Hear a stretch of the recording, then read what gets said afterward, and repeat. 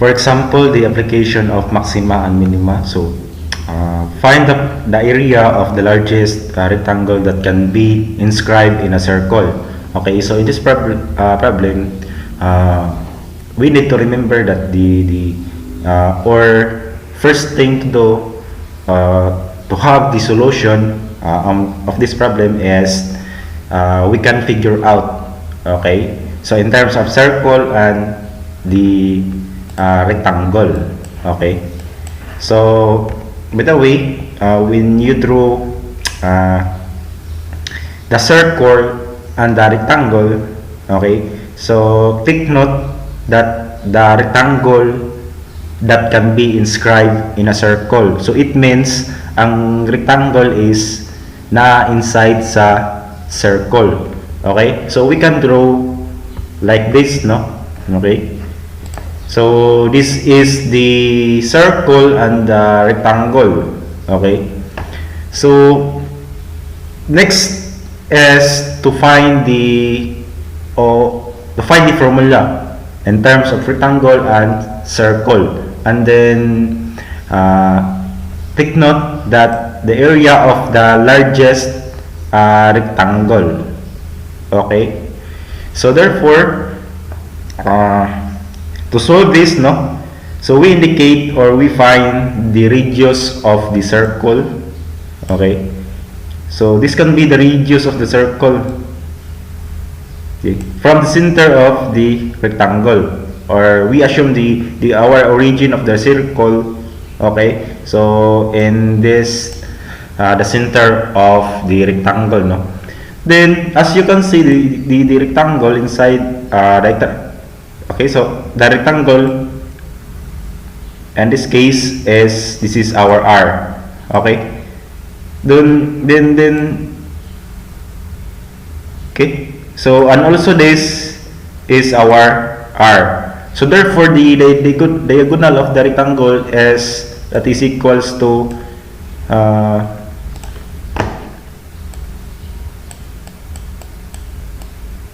twice R. Okay, so in this case the formula of the rectangle, we assume this the width is our Y, then the length of the rectangle is our X. Okay, so take note the area of the rectangle is equals to X and Y. Okay, so again we also use the Pythagorean formulas, okay, to solve our largest rectangle, no, or the area of the largest rectangle. Okay, so in this case in diagonal is 2R, then this is X for the length of the rectangle, then the width for Y, no, stands for Y. Okay, so therefore D squared is equals to X squared plus Y squared. Okay, so where D is equals to 2R, or quantity of 2R squared, is equals to X squared plus Y squared. Okay, so again the next thing or step to provide the solution, so either of these sides of the rectangle must be or we need to equate, no? Okay, so for example I equate the X as the side as the length of the rectangle, no?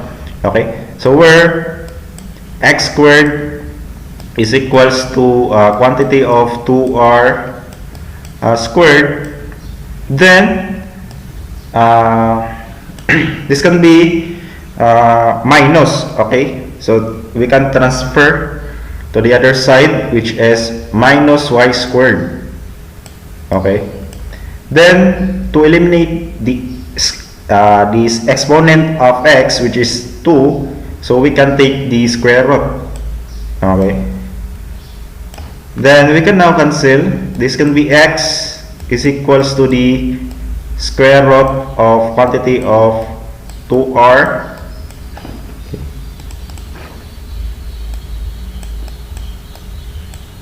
then minus y squared. Okay, so in this case we can now substitute this value of x, no, in this formula for the rectangle or the area of the rectangle, no. Okay, so where e is equals to the quantity of the square root of quantity of 2r squared, then minus y squared, okay, times y. Okay, so in order to remove the radical symbol, so we need square both sides.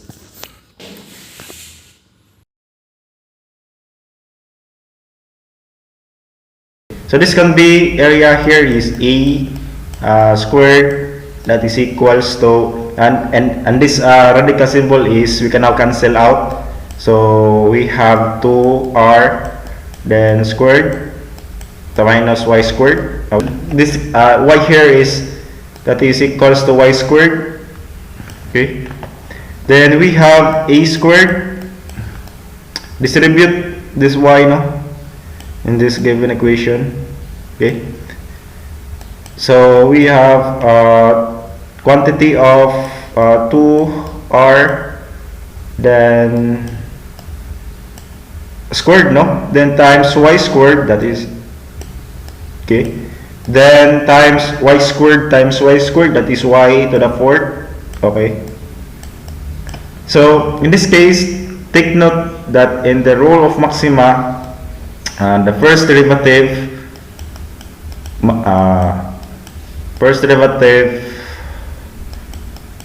must be equate to 0.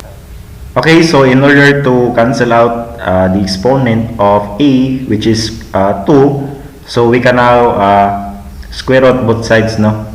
Okay, so therefore this is a, then that is equals to this can be the square root of which the quantity of 2r squared then y squared minus 4. Okay, so take note that we can also, or we can assume that area is the function of y in this case, no. Okay, so again, to remove the radical symbol, so we have quantity of 2r then squared, y squared, then minus y to the power 4, then we have the bracket, so 1 over 1/2. Okay, so we can now derive. Okay, so the derivative of a, so that is the a, then that is equals to, again we apply the power rule and then the chain rule, no.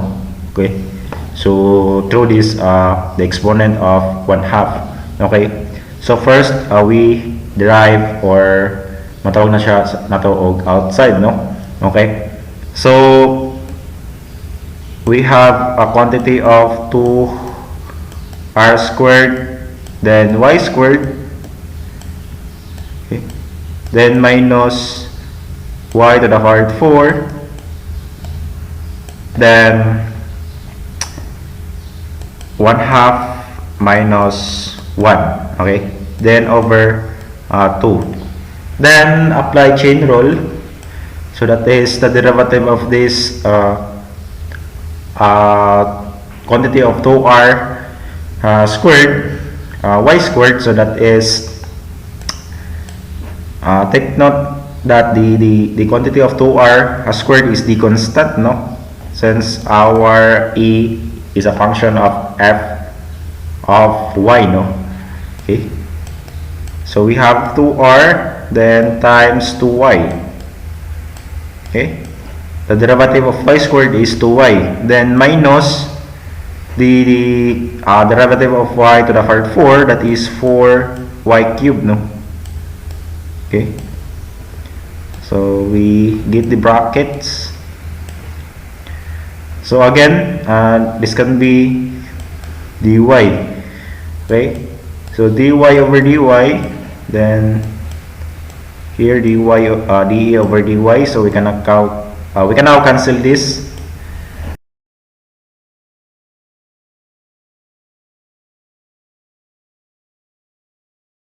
So we have the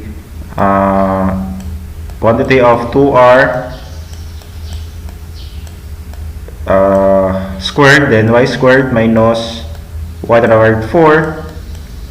Okay, 1/2 minus 1, that is negative 1/2, then over 2,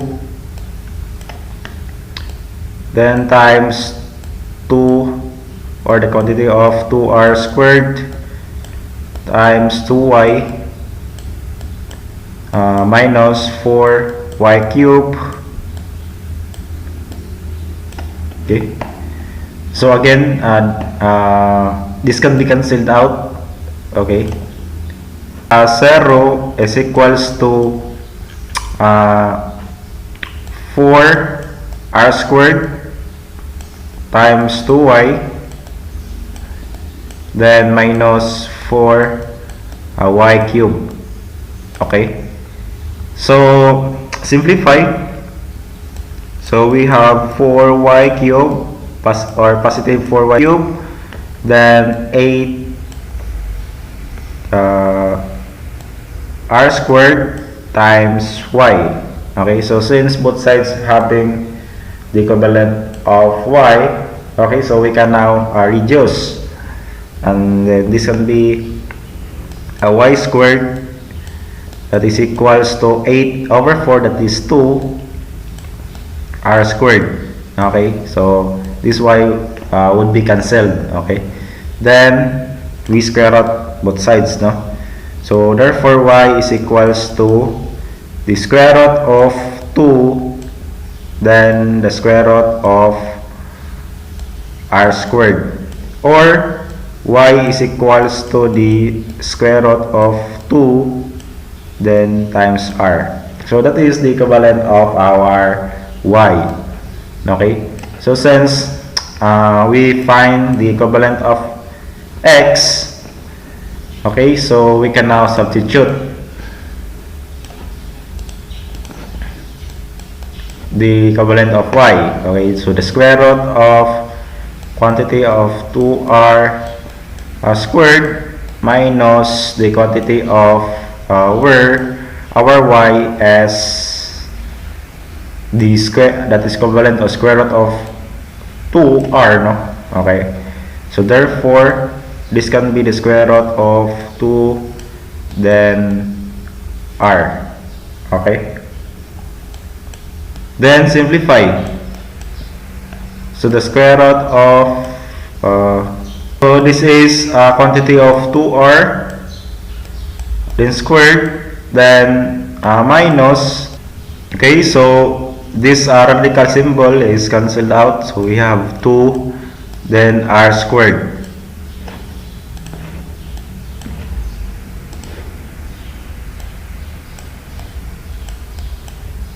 Okay, so we have the square root of quantity of 4 r squared then minus 2 r squared.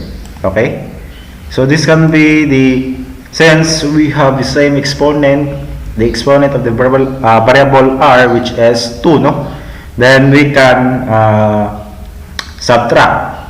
Okay, so therefore the square root of 4r squared minus 2r squared, that is 2r squared. Okay, so our x now is equals to the square root of 2 then the square root of r squared. So this can be square root of 2 then r. Then to find the area or the largest area of the rectangle, so we have x and y here, then equate the square root of 2r times also the same we have y here, the y equivalent to the square root of 2r.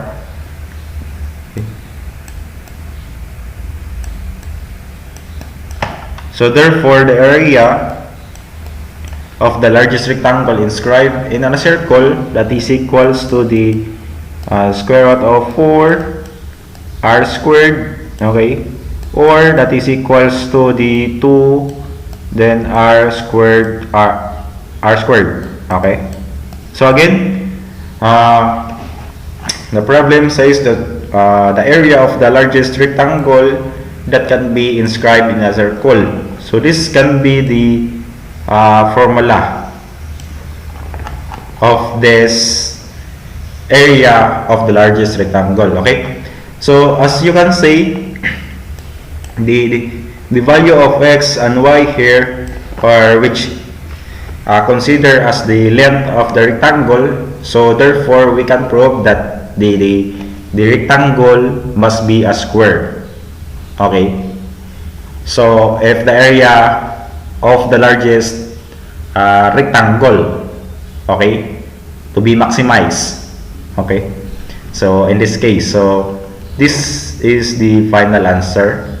So the area is equals to 2r squared, okay. So the problem having given the radius, so we can now substitute this, okay, and we can find the largest area, no, okay.